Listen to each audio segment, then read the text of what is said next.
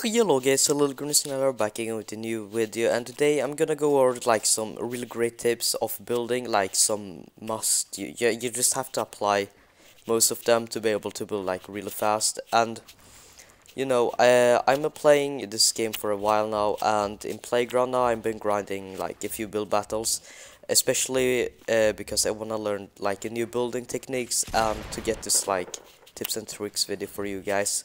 So I actually came up with three tips that it's like that's the most important thing to be able to build fast. And yeah, see, I'm not saying that I'm the fastest builder or anything, but I can build quite fast, and I have some like a decent amount of tips that I apply to, and a lot of other real fast builders like Adam X Legend Bones also apply to. So let's go right into the video and with the first tip, I guess. So yeah, that I'm in love with my 6-finger claw isn't any secret by this time if you have watched the channel for a while. See, I'm just gonna discuss why it is so good. So the principle is like this. So here about the main aspects of building here, which is the shoot button, like where you place your buildings, aim around, aka what you likely do with your right thumb to aim around the screen with. 3, building menu, aka weapon bar, build bar, joystick where you walk around with, makes sense, in the bottom left corner, where most of the guys have it. And then the last one, jumping button. So yeah, with my 6-finger claw I actually follow all of these steps. So my jump button is where my right middle finger is. My right pointer finger is dealing with the building menu. Right thumb is aiming around. Left pointer finger is shooting, like the shoot button. Then left thumb is actually the where you move around the joystick. So yeah, because I follow these golden claw rules that I came up with, I actually have it really easy to build fast, because I don't have to like take my finger off the screen to do anything else. So yeah, I hope this makes sense for you guys. But the other claw that is actually using the dedicated button, they follow the same claw principle, but instead they are having the dedicated button, so they actually don't have to play with more than 4 fingers to follow the same golden rules. So yeah, because of the dedicated button, they can actually shoot and aim around at the same time with only one button, which actually make this claw not as great as mine, but close to. So yeah, actually I just have to show this. So this is a typical 2-finger scrub player, like before when I was really used to my 2-finger claw. Not talking about him, but there's a lot of these guys who's like, I build faster than you with normal controls. So yeah, maybe it was back then, but I'm improved a lot because of my claw, and actually how much greater it is than a 2-finger claw.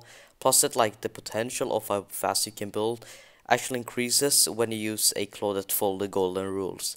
See, the problem with this is that the shoot button, the build menu, where you aim around the screen, and your jump button, you do all those things with your right thumb. And I'm like, how are you going to be able to build fast that way? There's like no way. So stop arguing like that you can build fast with the 2-finger claw, because you can't, okay? So sensitivity have like a huge role that a lot of guy doesn't realize. Adam X Legend and Flashing, they play the same claw, though they build at two whole different speeds. And yeah, I'm talking about that Adam actually is a lot faster. So yeah, I believe that the main thing is because Flashing plays at 0.9, 0.18, or something real low, under 20, while Adam is playing 50, which is really high, not gonna lie.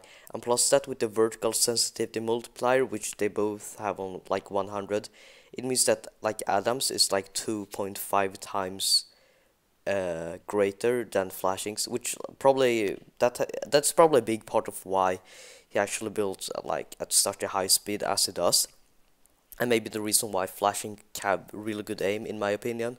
But I'm not calling them out for being carried by their sensitivities, but I think it's a big part. And I think that the best way is to find a balance of how you can build fast while having a great aim, just like I did. I'm playing at 0.34, but yeah, you just gonna have to find your own great sensitivity.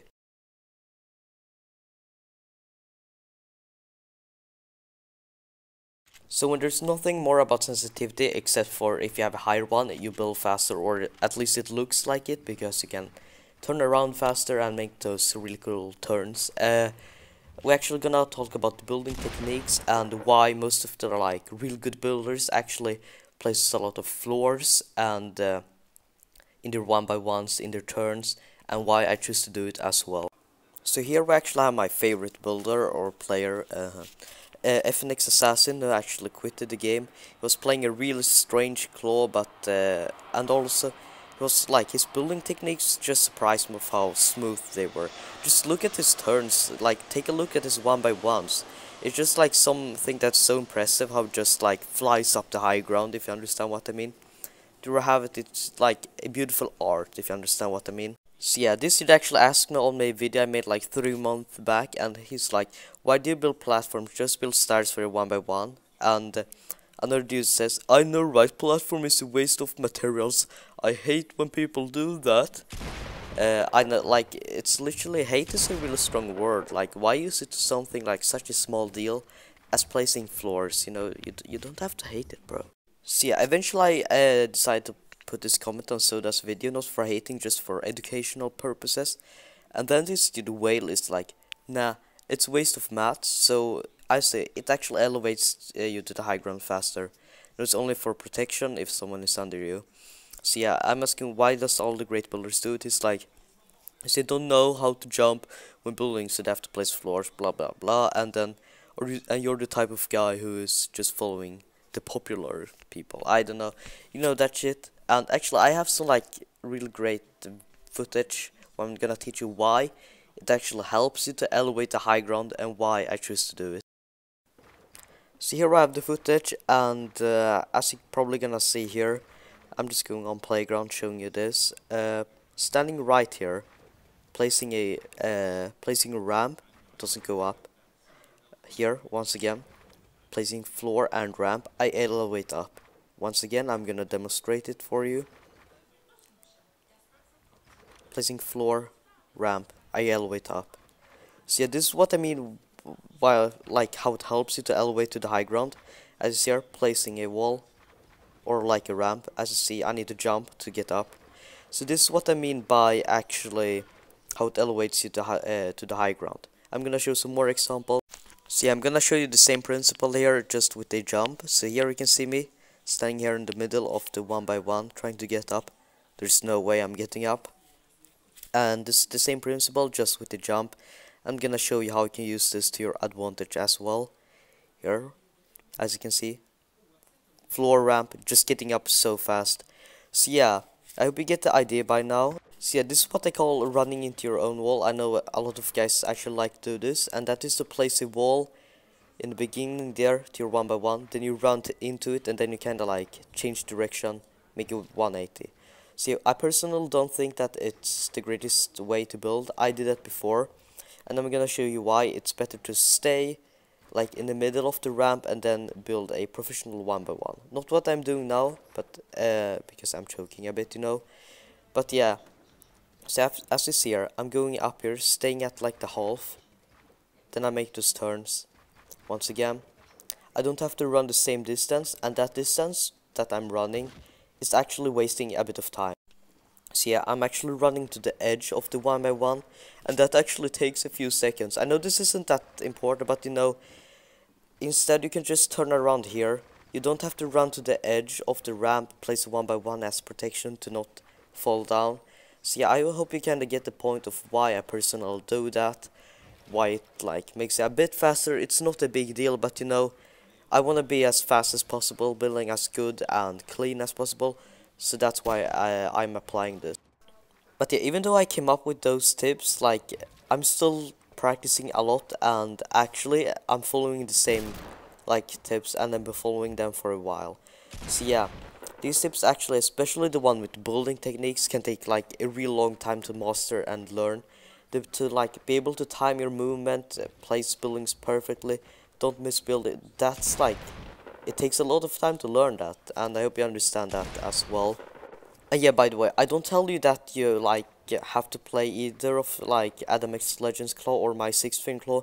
If you find your own claw, like, definitely If they just have to follow the golden rules, then you can have your finger placement, button placement, wherever you want on the screen. Just follow these golden rules, please, and then you will be like good to go. My favorite builder, Assassin, actually came up with his own secret claw, which I believe I know how it plays, but you know, I won't reveal it, and I can just tell by how it plays that it definitely followed the golden rules.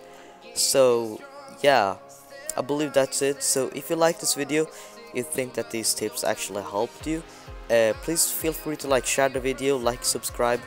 You know, it would be nice to get like a ton of views, you know, but it's more like that I want to teach as many people as possible to learn these tips and become greater builders. So yeah, thanks for watching and have a great rest of your day, guys.